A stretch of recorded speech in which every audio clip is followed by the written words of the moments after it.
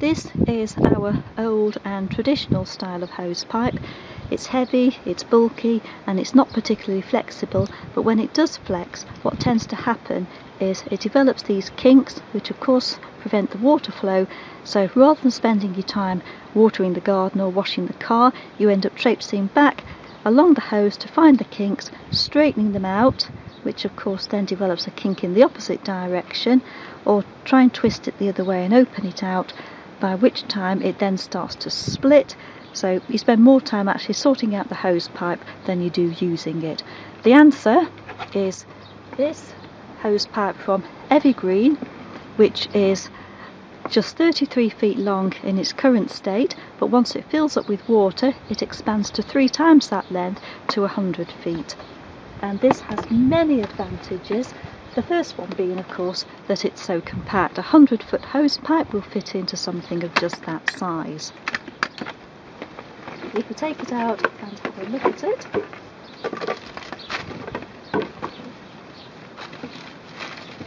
this is the hose pipe, nice and flexible. You can bend it, you can twist it, you could pretty much tie it in a knot or tie it in a bow and it would be fine. It has these good strong brass connectors. Now I have to point out here that the connector supplied is actually a USA fitting, it's not the British, so it's not going to fit on the standard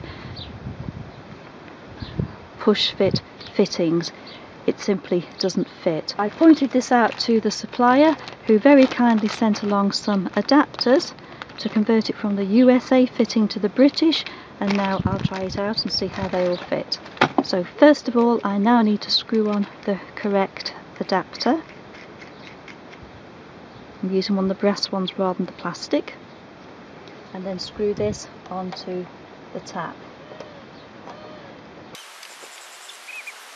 And hopefully that should give a good seal.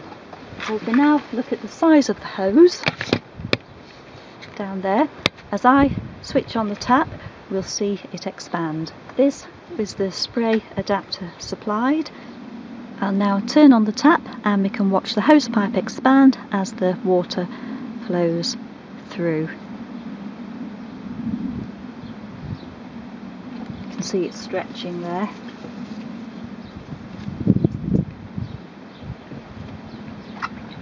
Just turn the tap off, let some water out, and then you'll see it shrink.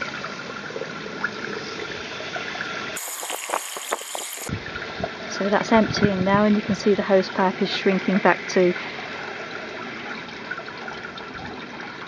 its original size again. So now switch it on and use it this time. So you can see now it's starting to expand again as the water goes through, and this time we can also take a look at the spray adapter. It has lots of settings. This is the shower setting, just like a domestic shower. The jet, nice powerful jet there, ideal for washing the car or blasting a patio. The light mist, the full mode, a cone, centre, flat, and back to the shower. I can also point out there are absolutely no leaks at all here at the joints.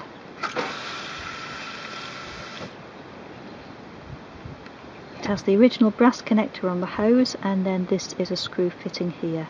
I can also hold the spray open by this clip here, just push it back there and it locks into place. So that hose can now be left unattended. Then to release it, just open it and push the clip back. And again, absolutely no leaks while it's in use, or even when the water is switched off and it's all under pressure. This is the other spray head, which screws into place.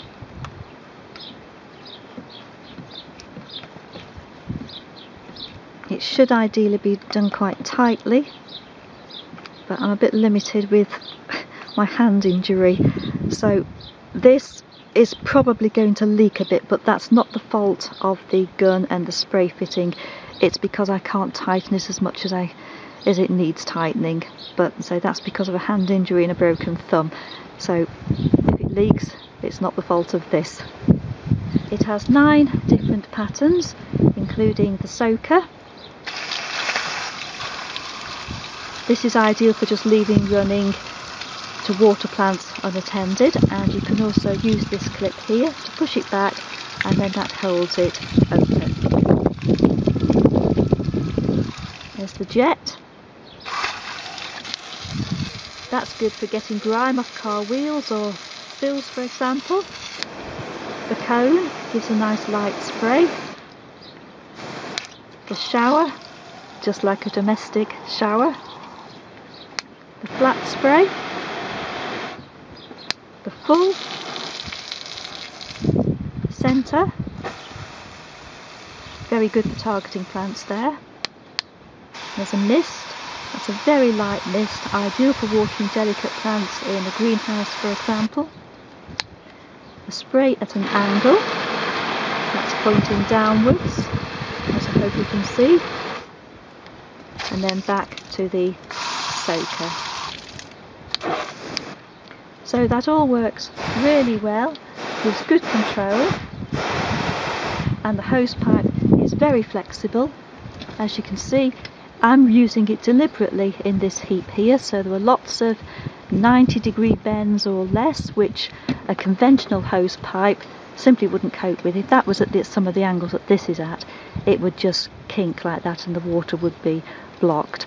But here it's at all sorts of angles and the water is going through perfectly, as I'll demonstrate. So you wouldn't get that on a conventional hose pipe.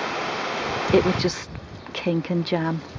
So this is why I prefer these hose pipes any day, with this flexibility, so it can run at pretty much any angle, over this old inflexible, bulky and heavy type. So for me, this wins any day. And then once you've used it, simply drain the water out via the shower, because that's the fastest. Watch it condense back to its original size as the water pours out. It shrinks back,